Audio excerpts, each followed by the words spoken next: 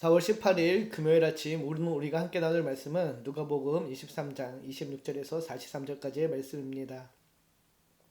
오늘 본문은 예수님의 십자가의 고난의 시작을 알립니다. 로마 총독 빌라도에게 사형 선고를 받으신 예수님은 로마 군병에 의해 이제 끌려나가게 됩니다.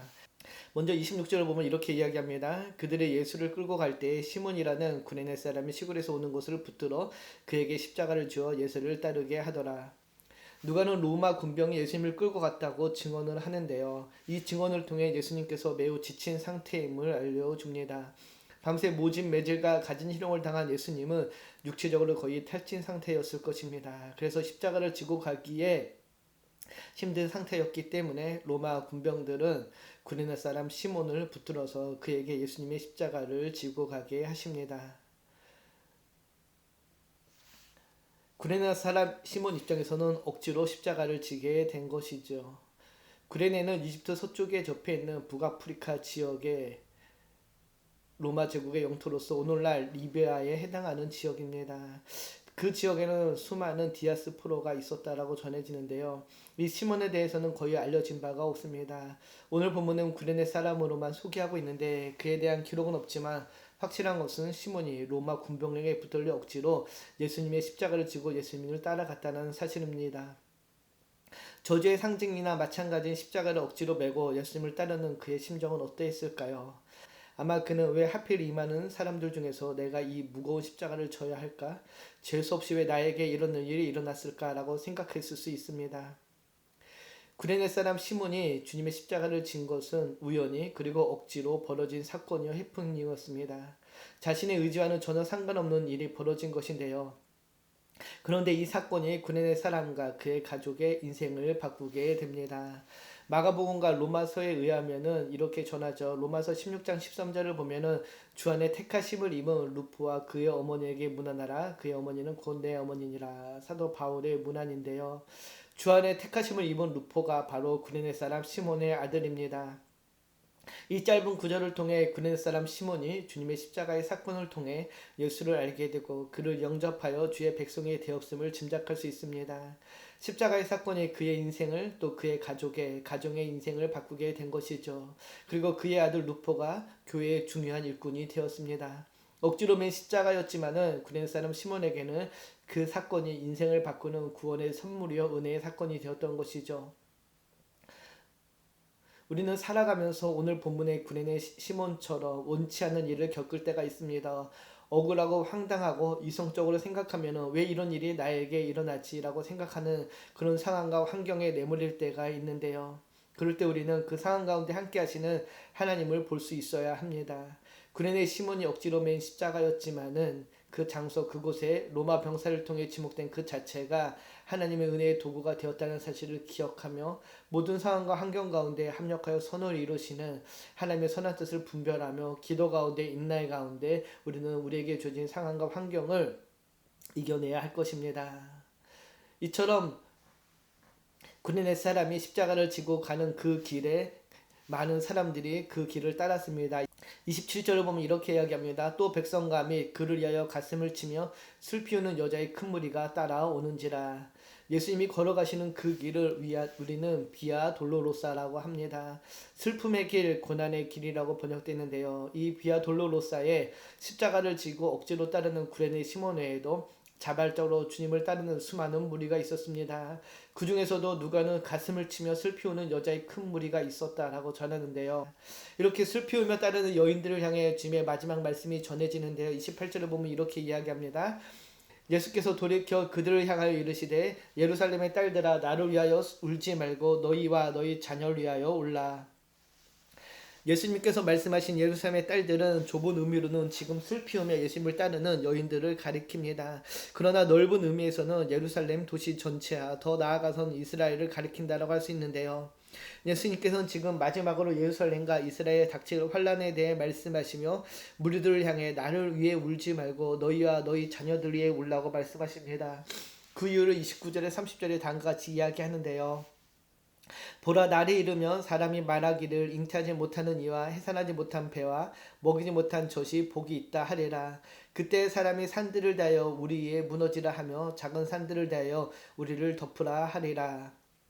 날이 이르며 이 가리키는 이 날은 앞서 21장에서 말씀하신 예루살렘의 환란의 날을 의미합니다. 일반적으로 많은 자녀는 축복의 상징입니다. 그런데 예수님께서는 지금 반대로 잉태하지 못하고 해산하지 못하는 여인이 복되다라고 말씀하십니다. 이는 그 환란으로 인해 처참하게 죽어갈 사랑을 암시하며 슬픔과 비통에 잠길 여인들과 도시의 모습을 암시하는 것으로 그 고통이 얼마나 심한지 산들을 향하여 우리 위에 무너지리라고 소리칠 정도라고 이야기합니다. 이처럼 예루살렘에 닥칠 환란과 멸망은 그들이 하나님의 아들인 예수님을 거절하고 부인한 그 심판의 결과입니다.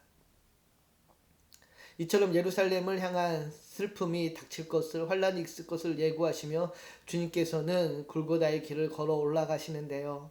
그 길에 주님에도 또 두 명이 있었습니다.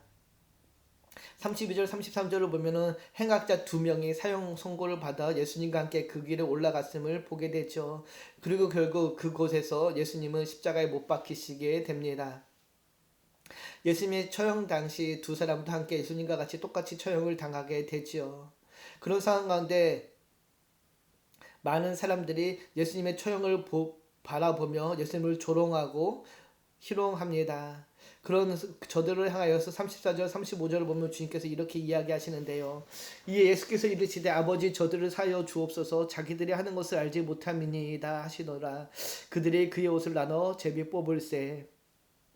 처절한 고통 중에서도 주님은 자신의 손과 발에 못 박을 뿐만 아니라 속옷을 서로 갖겠다고 제비 뽑고 있는 군병들을 위해 또 저 십자가 아래서 자신을 조롱하는 관리들을 위해 저들을 사하여 주옵소서라고 기도하십니다. 저들은 자기가 하는 짓이 무엇인지 알지 못한다라고 말씀하시는데요. 주님의 십자가가 바로 사랑과 용서의 십자가임을 우리에게 보여주는 것입니다. 주님께서는 비록 십자가 위에서 못질 당하시고 발가벗겨진 채 수치를 당하시지만은 지금 자신을 못 박는 무리들을 또 자신을 바라보며 조롱하는 자들을 긍휼히 여기시며 그들을 가엾게 여기십니다. 그리고 하나님 은혜가 저들과 함께하기를 기도하시는데요. 이것이 주님의 십자가 갖는 의미입니다. 이 십자가에서 주님의 몸소 사랑과 용서와 긍휼이 무엇인지를 우리에게 보여주셨습니다. 이처럼 주님께서 십자가에 달릴 때에 함께 주님의 좌우편에 매달린 행악자들 가운데 또 은혜가 임합니다. 십자가에 달린 두 명의 행악자 중 한 명은 예수님을 자신과 동일한 행악자로 여기며 예수님을 비난하지만은 반면 다른 행악자 한 명은 예수님을 조롱하는 행악자를 꾸짖으며 다음과 같이 이야기하지요. 우리는 우리가 행할 일에 상당한 보응을 받는 것이니 이에 당연하거니와 이 사람이 행한 것은 옳지 않은 것이 없느니라 하고 그리고 주님께 부탁을 하죠. 42절에 이렇게 이야기합니다.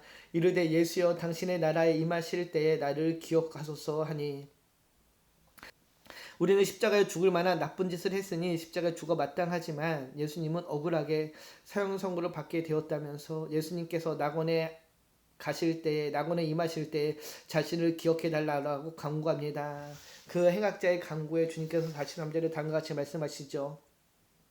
예수께서 이르시되 내가 진실로 내게 이르노니 오늘 내가 나와 함께 낙원에 있으리라 하시니라. 십자가 위에서 구원의 은혜가 한 명의 행악자에게 임합니다. 예수님을 바라보는 수많은 무리들은 여전히 예수님을 비난하고 조롱하지만 십자가에 있는 행악자는 주님을 바라보며 은혜를 구하기에 하나님의 나라의 은혜가 그에게 주어지게 된 것이죠. 그에게는 그 십자가가 바로 구원의 십자가가 된 것입니다. 회개하기에 돌이키기에 늦은 때는 없습니다. 그러나 지금이 아니면 늦을 수 있다는 사실을 오늘 이 본문을 통해 이 행악자를 통해 보게 됩니다. 바로 지금 하나님은 우리가 또 우리의 가족이 우리의 자녀가 돌아오기를 기다리십니다. 하나님께 은혜를 구할 때 은혜가 주어짐을 믿고 오늘도 은혜를 구하며 그 은혜로 살아가는 저와 여러분이 되기를 주님의 이름으로 축복합니다. 기도합니다. 참 좋으신 하나님 감사합니다. 주님의 그 십자가의 길을 보며 억지로 그 십자가를 지고 따라간 구레네 시몬에게 임한 하나님의 구원의 은혜를 보게 됩니다. 때로는 원치 않는 상황과 환경 속에서 우리는 그 문제와 환경 너머에 계시는 하나님을 바라보며 하나님의 선하신 뜻 합력하여 선우리시는 하나님을 신뢰하며 나아가는 우리의 삶의 자리가 되게 하여 주시옵소서. 주님께서 맡겨진 십자가를 기꺼이 지고 우리가 이 길을 걸어갈 때 우리에게도 온전한 주의 은혜가 임할 줄 믿습니다. 특별히 이 고난의 주간을 보내며 주님의 십자가의 사랑, 그 은혜를 기억하며 오늘도 주어진 삶의 자리에서 그 은혜와 사랑의 도구요 통로로 살아가는 복된 삶을 살게 하여 주시옵소서. 감사드리며 우리를 권하신 예수님의 이름으로 기도드립니다. 아멘.